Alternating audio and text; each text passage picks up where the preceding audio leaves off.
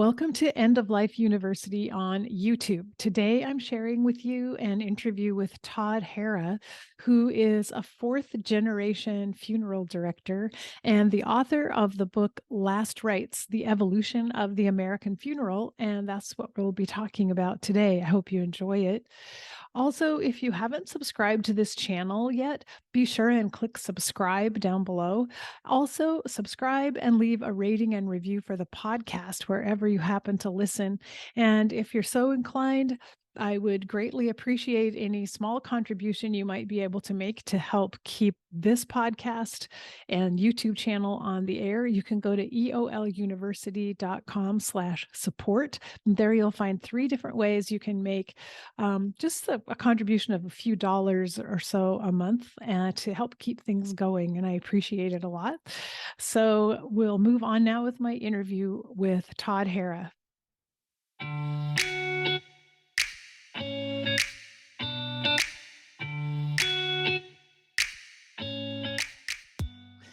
Today, I'm very happy to welcome my guest, Todd Harra. Todd is a fourth generation funeral director, embalmer, postmortem reconstructionist, and cremationist who works for the family business McCreary and Harra Funeral Homes and Crematory in Wilmington, Delaware.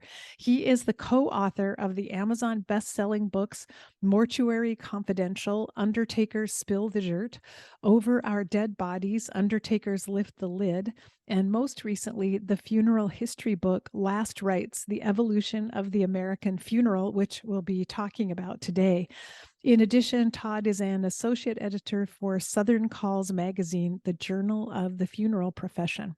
And you can learn more about Todd's books and his work at the website toddharra, HARRA.com. So Todd, welcome and thanks for joining me today. Hey, Karen, thanks for having me on. I appreciate it. Yeah, I've been really interested to talk to you ever since I read your book, which is very fascinating and filled with stories and history and things that were new to me, things I didn't know about. And so I'm excited to just converse about that a little bit and a little more about your work and share that with the audience. So maybe I know that you inherited this legacy of being a funeral director in a way, but I just wanted to hear a little more about your choice and what inspired you to go ahead and enter the family business. Sure, absolutely. I'd be glad to share the story. And you're right, it was a choice. This was not something that I was expected to do. You hear of all these legacy family funeral homes passed down father to son, father to son. Those are starting to become less and less frequent this day and age. We're seeing more first generation funeral directors come into the business, but the business I work for is actually my uncle's business. So my dad is a pilot. My mom was a school teacher. They're both retired now, but looking back 20, 25 years, I never in a million years thought I'd be doing this. And, people say, well, how did you get into it? And it's, I say the work I think found me, but we do have a very long family history in the profession. My great, great, great grandfather, if you follow that, 3 greats grandfather was a cabinet maker down in Milford, Delaware. And as such, when somebody in the community died, they would go to James's house and they'd have a piece of knotted string, and the length of the string would be for the length of the person that had died. And then from knot 1 to knot 2, that would be the length of their head, and knot 2 to knot 3 would be elbow to elbow, and then knot 3 to 4 would be across their feet. So he would know how long to make it, how wide to make the head area, and then the break where the elbows are, and then down to the feet. And so he would make a custom-made coffin for that person, and the person would be buried in a day or two. His son Isaac took over the business along with his brother Harrison, and at some point, we're not sure, Harrison kind of disappears from the family business. Maybe he found something else to do, but Isaac continued running the business into the early part of the 20th century. And he was a Civil War veteran. And this is about the time that embalming became, prevalent in America as a function of the war. And so Isaac brings this practice back to the family undertaking business, and he really grows the business, and he has a nice little business down in Sussex County. Now, our original family business is still in existence. It's changed hands several times, and there was a couple generation skip in the family business, because when Isaac died, he had one daughter, and he told his daughter, this profession is no place for a woman, which is in 2023 laughable, because 75% of all graduating mortuary classes are women. The Wow. future, the future of our profession is women. It's going to become a female dominated profession in less than a generation, just based on who's going to mortuary school now. But anyway, when Isaac died, his wife, Rachel, she sold the business, and like I said, it's still in existence. But then we see a couple generation gap, and my uncle took up the mantle back in the 70s, and purchased a family owned business that was 100 years old. And out of college, I was looking for a job, and started working at the funeral home part-time, honestly, just to make some money. It wasn't a career choice. I was looking at it as a job, and just really fell in love with the profession and what we do and the way we help people every day. There's these amazing lessons in grace and humility, and I get to see different people and meet different people, and I'm doing something different each day. And that's, frankly, what attracted me to it, and why I still love it. Because honestly, if you don't love this profession, you'll get burned out very, very quickly. I get a lot of young people that come and say, I've decided I want to be a funeral director.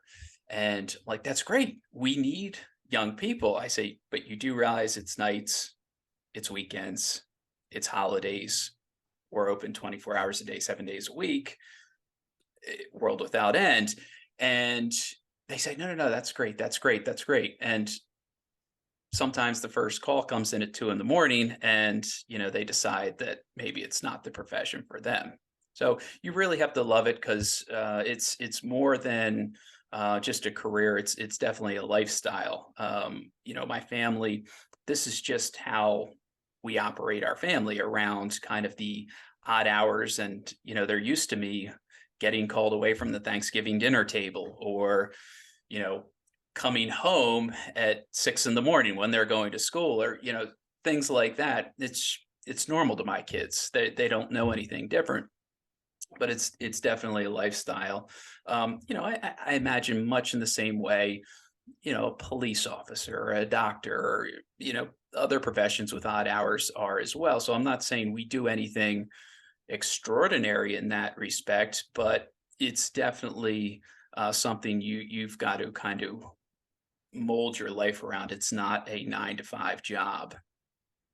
Yeah, it's definitely a profession of service and giving to other people. And I think, thinking back, I don't think I really knew anything about what funeral directors did until I watched 6 Feet Under so many years ago, which that probably really opened a lot of people's Yeah. eyes. It did mine, and I don't even know how accurate it was. But to get a glimpse, in a way, behind the scenes and inside the lives of funeral directors was really fascinating. Mhm. And I think that's when I first began to appreciate, like, oh, wow, like this is an amazing profession of caring. Like you really do put your heart on the line caring for people. And yet, I always joke, as a hospice doctor, I'm like the least popular guest at a cocktail party, because nobody wants to make small talk with me and ask me what it is I do for my work. But I'm sure you, as a funeral director, I don't know, you might be less popular than I am at a cocktail party. I don't know. Well, I wrote in the book, and I can't begin to quote myself exactly, but something like, at parties, I don't have anything particularly interesting to say, but people hear you're a funeral director and, they just wanna they either have all these wild questions they wanna ask you, "I heard this," or "I heard that," or they wanna come up and share their funeral story with me along the vein of, "I was at a funeral and this happened to me," or, "When my granduncle died, he sat up," and so people want to come in and they want to share their experience with me. And frankly, I'm honored that people want to come and you feel like they can approach me and share their story or ask, some really, sometimes they're off the wall questions, just, is it true that hang people upside down and suspend them from the ceiling when you embalm them? It's like, no, no, you've been watching too much TV. Yeah, I wondered about that, about what are the common misconceptions people have about your work, or even about you, about funeral directors themselves, and what they must be like, and some of the myths out there. So I think the biggest one, and I've already touched on this, is that the entire profession are a bunch of stuffy old men. Well, there's more and more women coming into this profession, and there's certainly, this generational turnover that I'm seeing. And you go into your local funeral home, and you're probably going to encounter a woman funeral director. She's probably going to be, you know, maybe in her 20s or 30s, or maybe she's a second career. Um, so it's becoming less of that stereotype of funeral directors are just stuffy old men. We're getting all these young people with these great new ideas and they want to incorporate technology. So, I'm watching this shift of the profession, before my very eyes. And, the work I do with the magazine Southern Calls, I'm getting to interview and talk to a lot of these innovative people that are doing exciting things. So I definitely have a front row seat to seeing, kind of who's doing what great things in our profession. I think one of the other really big misconceptions of the profession, and this might be a reason that, so many people, come to, say, "Oh, I want to do this," is, they see the suits and the Cadillacs, and they see how much a funeral costs, and they think, "Oh, undertakers are rich. This is an easy job. All you do is stand around, and you get paid, and you wear a nice suit, and you drive a Cadillac." And nothing could be further from the truth. People don't see, 90% of the work that goes into a funeral is all in the back end.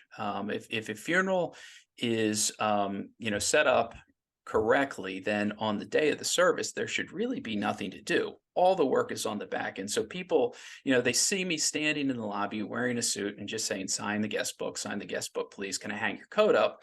But they didn't see that, you know, I was called out at 2 in the morning on a Sunday morning to pick that person up. And maybe it was also that Sunday was also Christmas morning. And they didn't see, that I met with the family on a weekend day to arrange the funeral, and that, we had trouble finding the casket. We had to send it back, and, the clothes and everything else, all these little details that go into setting up a flawless funeral so everything runs perfectly for the family on the day of the service. They don't see all that time and that labor and that work.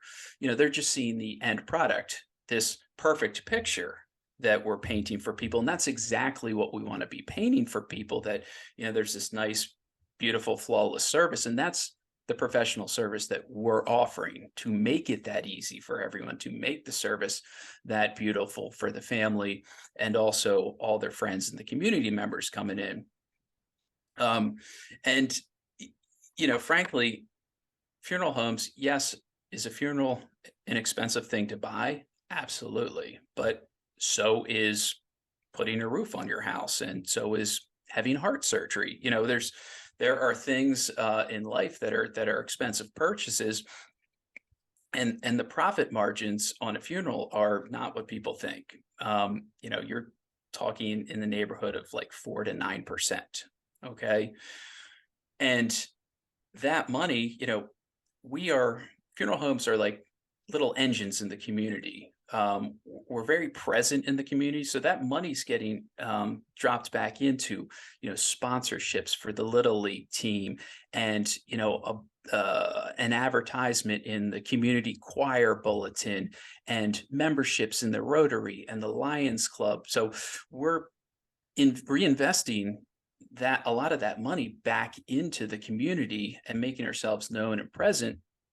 So, it's not this stereotype of the rich undertaker in the fancy suit just sitting there rolling in the cash. I listened to this podcast called Undertaking the Podcast, and on one of the episodes that struck me, somebody said, you drive into a town, who are the stadiums and the tall buildings? They're named after banks and insurance companies. You never see one named after a funeral home. And that kind of hit home as to, who's making the money? Yeah, the insurance companies, the banks. But a small local family-owned funeral home, we're making a living and we're charging people an honest price. And those myths about undertakers being out there to gouge people, um, that it's just not true. It's just an expensive purchase for all the labor that goes into the services that people purchase. And you're a member of the community and you're there to serve your neighbors. It's not like you're someone coming in from another place. I mean, you live in the community, you help your neighbors and your fellow community members by being there for them at their time of need. Right. Absolutely. Yeah. It is a very community oriented profession. In the sense, going back to that, this is a lifestyle. I'm not clocking in and clocking out. We go to, you know, benefit dinners and Rotary meetings and stuff like that. We're very involved, and not just me, any funeral director. A lot of times you're I'm going to say working, but you're out there in the community more than just a 9 to 5 job. Yeah, definitely.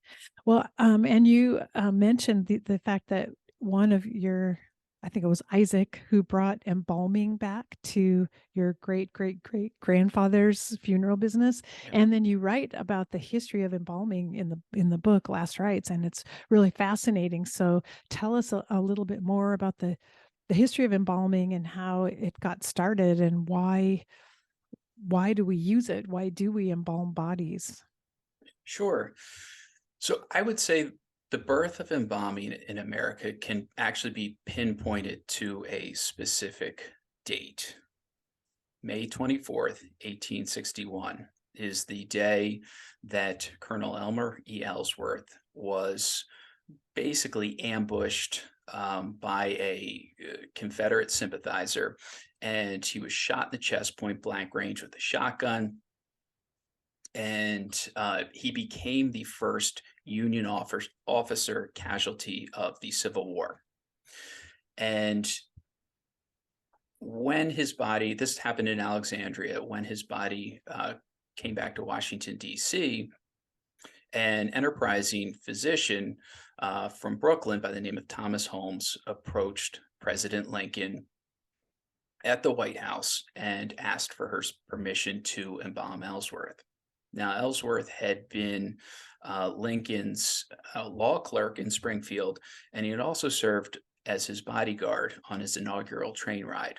So he was a dear friend of the Lincolns, and the president had never heard of embalming before, but he relented and allowed Holmes to embalm the body so the remains could be sent back to Ellsworth's parents in Mechanicville, New York.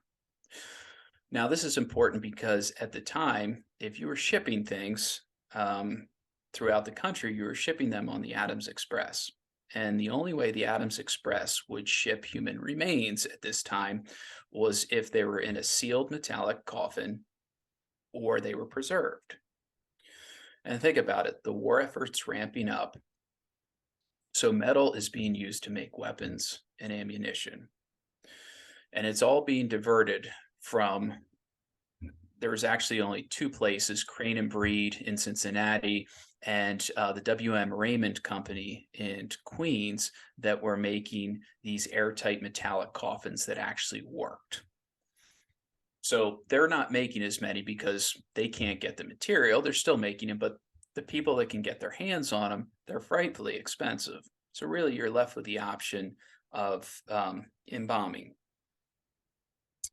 And Ellsworth is embalmed. He's laid out at the White House, okay, with great fanfare. Politicians, high-ranking military officials come view him. And Mary Todd Lincoln comments, "He looks natural. He looks like he's only sleeping." And think about this. Up until this point in American history, the history of the world, okay, if somebody dies, especially by a violent way of taking a shotgun blast to the chest, within hours, he's probably going to be rendered unviewable due to decomposition. Okay. But here he is a day later, and he's in the White House, and he looks so good. He looks like he's sleeping after meeting such a violent end. And this is on Mrs. Lincoln's mind when their son, William Wallace Willie, dies about 9 months later. Okay. And they call for an embalmer. This is an almost unprecedented step. Now, as the war ramps up, more and more soldiers are being embalmed so they can be sent home, like Ellsworth. But this is a civilian. Okay. There's no real reason to embalm Willie because they're not shipping him anywhere at this point. And he is embalmed not by Holmes, but he's embalmed by Henry Cattell from Brown and Alexander. And my thought is, my theory is that Holmes was following the army at this point, embalming other bodies. That's why he was not called, because the Lincolns were amazed at the job he did on Ellsworth. So why not call him again? But that's my thought. So they call another embalmer in, and over the next 3 years, Willie is in the Carroll family vault at I believe it's Oak Hill Cemetery in D.C. And on at least 2 occasions, the president had the coffin opened so he could view him and spend time with him. Now, when the president was assassinated, these 2 experiences were on Mrs. Lincoln's mind. Okay, first Ellsworth, then her son. So it almost becomes habit. She calls on the embalmer, Henry Cattell again. It's amazing. Henry was 26 at the time he embalmed President Lincoln. And it's documented that Dr. Brown, who started the firm and was a renowned embalmer, very good embalmer, was at the office when a messenger came to the embalming office and said, "You need to come to the White House." Everyone in Washington knew the president had been assassinated at this point, but he sent Henry alone to the White House to embalm the president of the United States. 26 years old, had no formal medical education. So it's just an amazing story. Think about what you were doing at 26. Yeah. I know I wasn't embalming the president of the United States. So it's an amazing story. And then the president's body is put on a train and taken around the country. It's basically a reverse of his inaugural train ride, but at each stop, there is 11 stops in all, citizens got to view his body. And by my count, 880,000 Americans viewed President Lincoln. It's about 3% of the population of the time. And Americans were simply amazed at what they saw, especially the ones in Springfield. The president had been dead for over 2 weeks at this time. And it was almost like somebody had performed magic, because these people were used to caring for their own dead, bathing the remains, dressing the remains, waking the remains, and they knew what decomposition looked like and smelled like. And so here comes the leader of the nation, and he's been dead 2.5 weeks, and there's no decomposition. He looks like he just died a few hours ago. And people were beyond amazed at what had been done with this. And the thought became, if it's good enough for the president, it's good enough for me. And that's really, I think, kind of the catalyst that really pushed embalming into something that became a staple or a mainstay in American funerary practices. Sure, there were thousands, tens of thousands of soldiers embalmed during the war.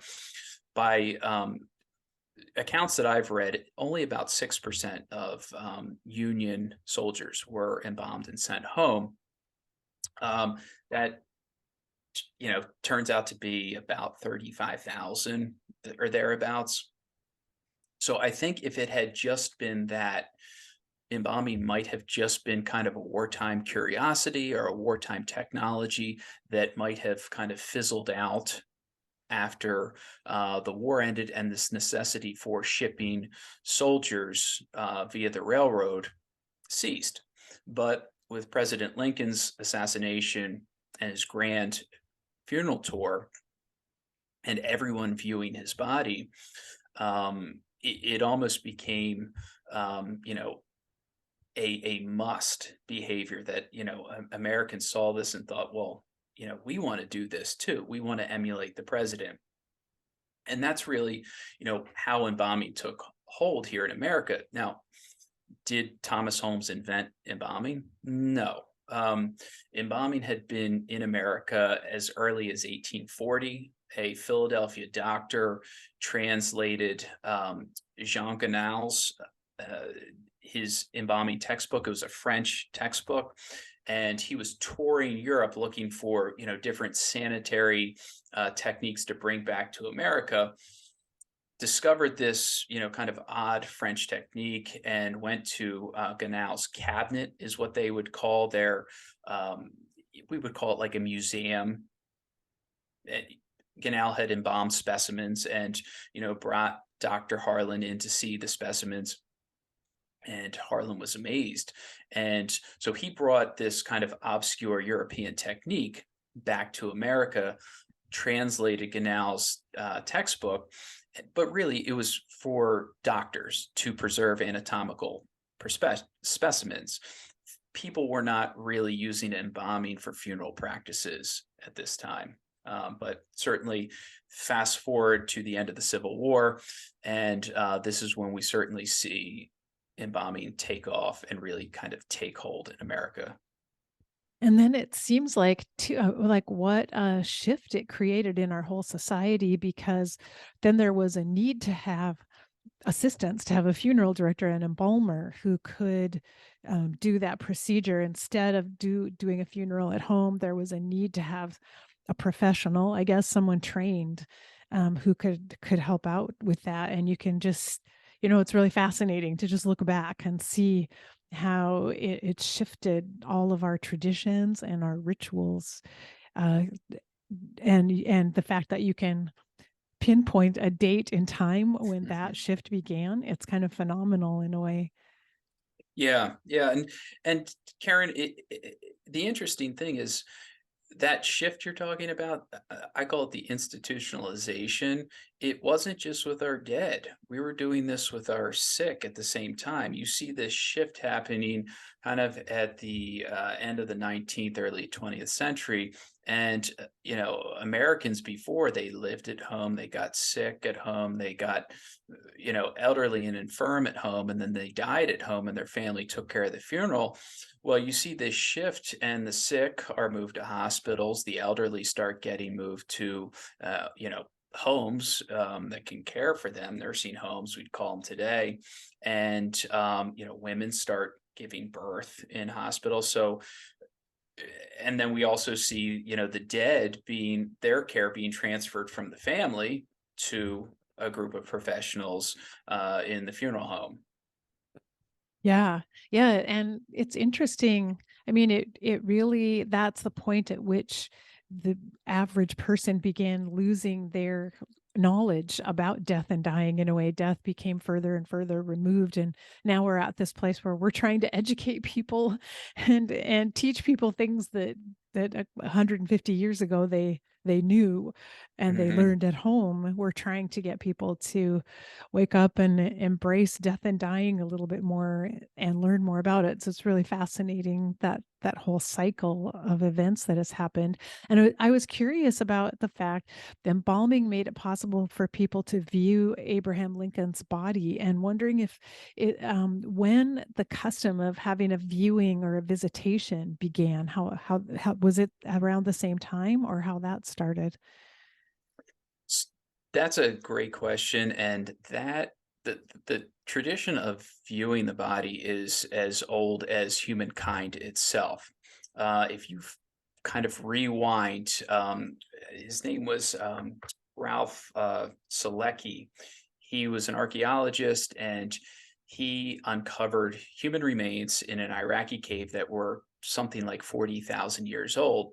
And the significance of this discovery was that he found flower pollen around the remains, and this means that these were Neanderthals that he found, Neanderthal remains, that Neanderthals were bringing flowers, picked flowers, and surrounding the dead body. So they might not have been viewing them from the standpoint that they were watching to see if they would wake up, but this is a very early um, evidence of a funeral practice. But this kind of moves forward as humankind develops, in the sense that until very, very recently, we didn't have the technology to prove that somebody was actually dead. So the tradition of the viewing goes back eons, as family members would gather bedside to ensure that the person was actually, in fact, dead. And that's where the term awake comes from, because you're sitting around to see if the person will wake up. Um, and in 1816, a Frenchman by the name of Rene Laennec invented the stethoscope. And it wasn't until 1846 when another Frenchman by the name of Eugene Bouchot put forth the idea of using the stethoscope to determine death. Essentially, that the heartbeat has ceased, and this can be a test of death, a irrefutable test of death. And people were very skeptical. Doctors laughed at him. That's ridiculous. So it wasn't really until the mid 19th century that the idea was put forth that we could use technology to prove that somebody had died. And the way families were doing it back then, and I already kind of touched on this, is they would wait for one of the five signs of decomposition. That was kind of their proof positive that somebody was in fact dead and had not wasn't in a state of what they would call suspended animation. Um, and so you hear all these wild stories of people waking up from the dead. If you read 19th century newspapers, and some of them are uh, have a lot of editorial license, but I think some of them, there's a grain of truth into a lot of them. And this is where we see the rise of the life signals coffin. There was a very brief moment in time where mortuary technology outstripped medical technology. So people found this need for these coffins that if you woke up in, that you could somehow sound an alarm and be saved from, because they simply didn't trust the medical establishment to prove that they were dead.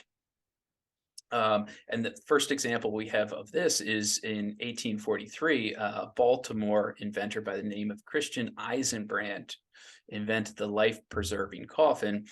And it was a spring-loaded lid that if your head moved, it would hit a plate and the lid of the coffin would spring open. Well, that's all well and good if you're above ground, but if you're underground, that lid's not going to go anywhere. So that's where the tradition of viewing the body comes from. Is it's just an age-old tradition of actually sitting there and ensuring that the decedent is in fact deceased. Mm, that's so interesting. I didn't realize that. And I have had, well, I guess I've had the experience of personally feeling that a viewing was really important, but this is many years ago. My father died by a self-inflicted gunshot wound to the Mm. head, and thankfully we had a funeral director who was an excellent reconstructionist who did a repair, and we were able to have an open, sorry, let's see, we were able to have an open casket viewing, which turned out for me to be really important in terms of the grieving process, just to be able to see my dad and to see him whole, I guess I should Mhm. say, at the Mhm. funeral. Yeah. And I was forever have been forever grateful for the funeral director who was able to do that work, because I'm sure it was very challenging. But anyway, I guess my experience is viewing can be very helpful to people who are grieving, who maybe just need to see their loved one last time. Do you Yeah. find that to be true? I do, and I think just kind of going back to seeing is believing. One of the important first steps in the grief process is actually accepting the reality and actualizing the loss. And there's nothing that drives that home um, more real or more visceral than literally coming face to face with your loved one and seeing that, yes, they are dead. And it's certainly not a pleasant experience in the sense I don't think anyone looks forward to it, but from the sense that the relief you can get that, okay, I have now accepted that mom, dad, husband, wife, whomever has in fact passed. And that I think is a vital first step into healthy, normal grieving. Yeah, and from your experience, are people still having viewings? I wasn't sure if they're very common anymore, or if people are getting away from that.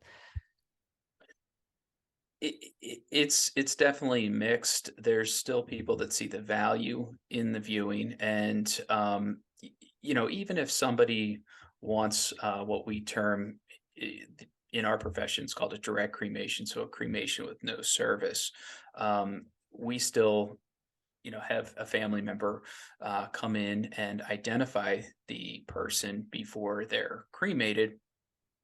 And I tell people, you can go in, you can spend as much time as you want, and a lot of people, find that very healing and freeing.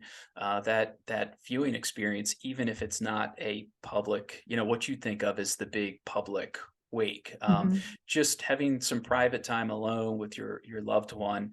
Um, prior to final disposition, whether that be cremation or burial, I think is just vital in the grieving process. And I advise anyone that's on the fence, you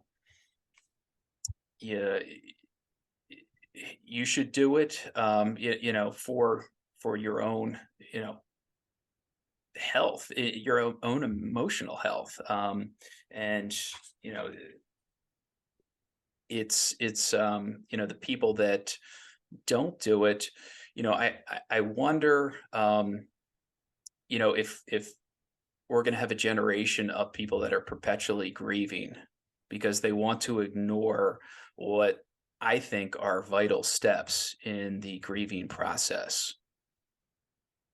Exactly, and our society encourages people to ignore it, I think.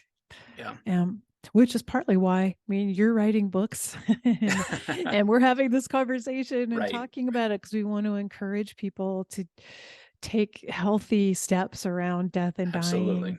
Yeah. And so yeah, so I just think it's really important that we talk about it. And that brings up another question is, what do you advise people when they ask you if they should bring their children to a funeral?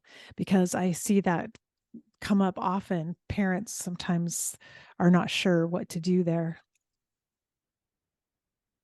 I think it's always best to have a frank discussion, and with the parents, and say, look, these are your children, this is your family. Clearly, you know what's best, and we can go through, what the pros and cons are of, bringing a child to a funeral. Is it going to be upsetting? Probably. Funerals are a place to express public grief. So, they're going to encounter people crying. Um, but, there's other aspects in their life where they'll probably encounter people crying as well. But you can bring it down to a child's level, no matter how old they are, and explain to them, what has happened, and allow them to come in and process it at whatever age they're at. I mean, each child's going to process it differently, and they don't have to come in and, view the body. I mean, they could come in and greet people at the door, and that could be beneficial as well. And, we have little coloring books that, are about grief that we give each kid, to keep them busy. Um, and then, of course, there's the kids that are so young they don't know what's really going on. But my co-author, the previous two books I wrote, Mortuary Confidential and Over Our Dead Bodies, he was 14 when his dad committed suicide. I'm not talking out of school here. He wrote about it extensively in one of the books, but he got interested in funeral service because of the way the funeral director treated him.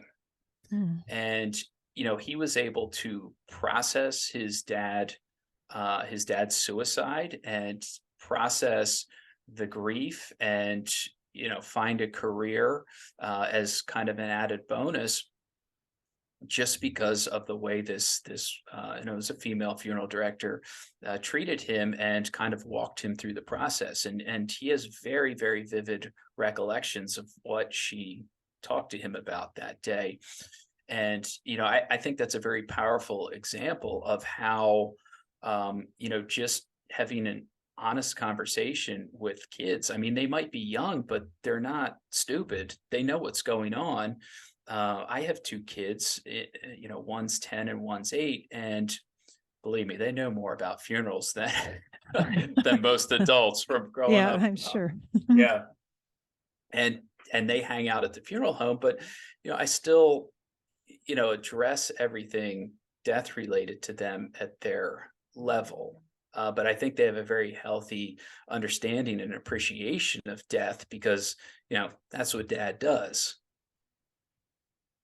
Yeah, and that was true for my children when they were small, and I'm working in hospice and talking about death and dying, and I feel like it's so healthy, and we need more parents to recognize this and get comfortable talking to their kids about death and dying because it will change everything as they grow up Hmm. and become adults themselves. Yeah, yeah, absolutely. Another thing that I'm seeing that concerns me right now are people choosing not to have funerals. I have friends who have said, I don't want a funeral at all. Don't have one for me. And I feel like the funeral is an important ritual for the the family, the survivors and the loved ones to come together. And so I just hate to see that the funeral being dismissed as something that's not necessary any longer. Absolutely. I feel the same way. And, to your listeners, they might be thinking I have an agenda, right? You ask a barber if you need a haircut, what's the barber going to tell you? So you ask a funeral director, do you need a funeral? What are they going to tell you? But, I've seen firsthand, the value and the healing power of a well executed funeral. And a good funeral accomplishes several things, and all these things are really to set the person or the family up on the first steps of their grieving process. This is kind of really not even starting the grieving process. This is setting them up for a healthy grief journey. And the benefits of a funeral are, it's a public space to grieve. It's a safe space to grieve. You're supposed to be grieving. It's a funeral. So it's okay to cry and let your neighbors and your friends and your family members show up, and you all can cry together. So you can kind of express that emotion. The other thing is, it allows a forum for community support. Okay, you're advertising a time and a place for people to come together and show solidarity for your loved one that passed, and everyone that's there, that person who the funeral is in honor of, they touch that person's life. So the family members are looking around and saying, wow, you know, my mom, my dad, my husband, my wife, they touch so many people. And that's meaningful, that's powerful, that's impactful stuff there. um, I would say the other thing is, the public announcement has a lot of value. And when you're advertising a funeral, you're making a public announcement that, you know, the community has lost a member, and the member of the community did this. Their job was this. They volunteered to do this. Their church was here. So people have a sense of where that person's role was in the community, and the family gets a chance to almost withdraw that person's role from the community. They're saying, this person, they're now gone from our community, and we're publicly telling everyone. And it also saves the family from having to tell the same story. My dad died, my dad died, my dad died. Everyone knows, it's been shared on Facebook, it's been in the newspaper, if anyone still reads the newspaper. It's been on the internet, so the community knows. Now, the William Worden organized grieving into different tasks. Are you familiar with the tasks of his grieving? So, accept the reality of the loss, process the pain, adjust without the deceased, and reinvest in the world. So, two of those tasks can be addressed at the funeral. Accept the reality. Okay, you've got somebody lying in a casket for a viewing. As I said before, there's no greater reality than that, as far as facing that a death has occurred. And the other thing is to process the pain, and that's jumping back to creating a safe space for grieving. People can begin to process the pain with their peers, with their neighbors, with their friends, with their family members, by expressing that grief and starting to let it out. And that's when you're getting set up for that kind of first step in your grief journey. Is, if you get used to starting to let it out at the funeral, hopefully that will continue as you continue on in your grief journey, and you get used to letting it out when it hits you. Because, as I'm sure you've talked about on your show before, the grieving is not linear. It can hit you at any time, and you just need to become very good or adept at letting the grief out when it comes. And I think you're right. The funeral itself normalizes the fact, it sort of announces to everyone that you are a person who's grieving right now. I mean, and everyone at the funeral is grieving in their own way as well. But I think that makes it more acceptable in some ways to view yourself as a grieving person out in the world, and to be able to let other people know, and also to be able to be gentle with yourself as you're Yeah. going through the process. Yeah. Yeah. And something that I found very interesting, the Victorian people were very good for wearing mourning clothing, and touching on being gentle with yourself. That was a very tacit sign to let the community know, hey, these people have suffered a loss. We need to be gentle with them. The Victorians, they also would put a crepe swag on the door to let the community know, hey, this is a house in mourning. again, letting the community know, be gentle with these folks. But I definitely think that's, you hit the nail on the head saying you've got to be gentle with yourself too. You're in mourning, so give yourself a pass.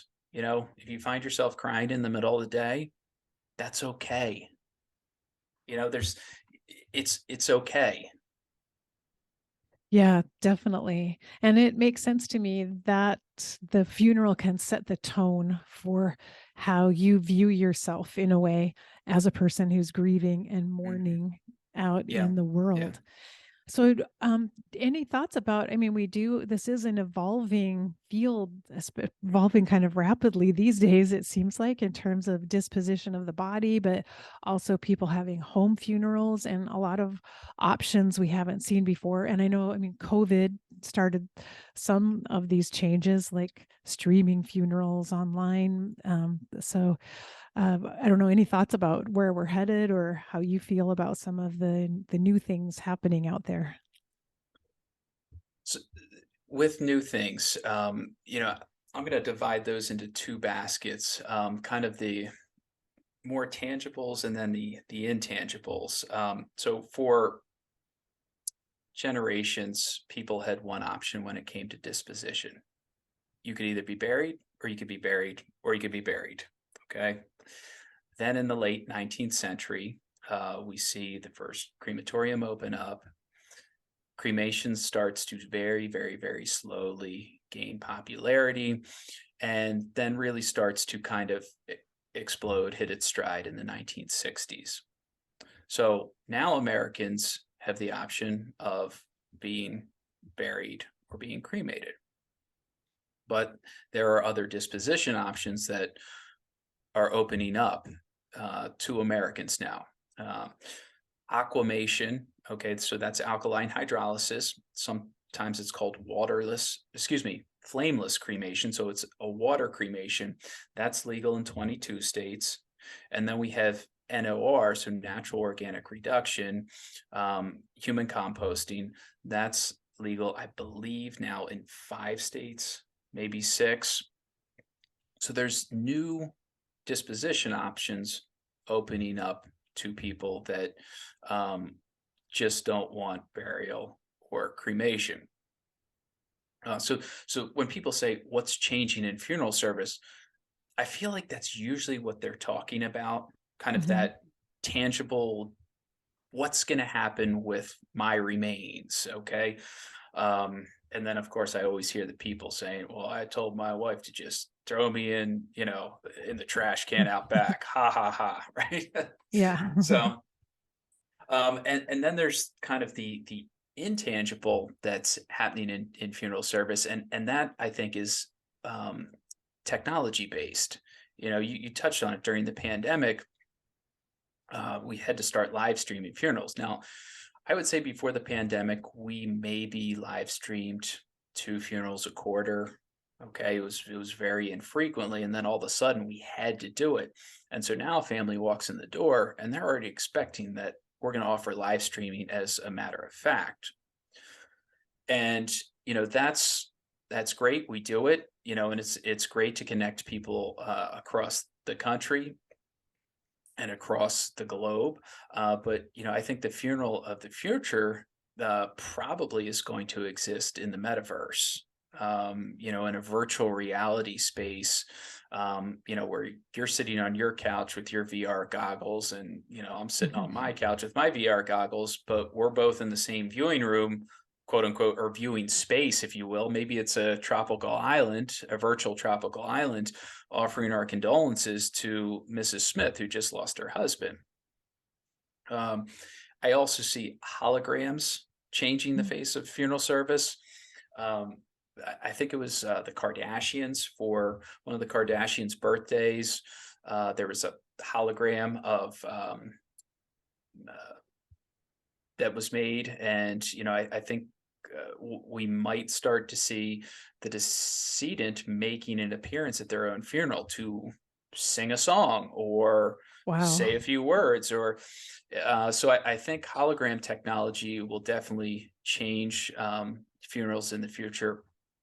And maybe even as far as memorialization, you scan a QR code on a monument and maybe a hologram pops up, or maybe the decedent then recites you a poem on your smartphone or something.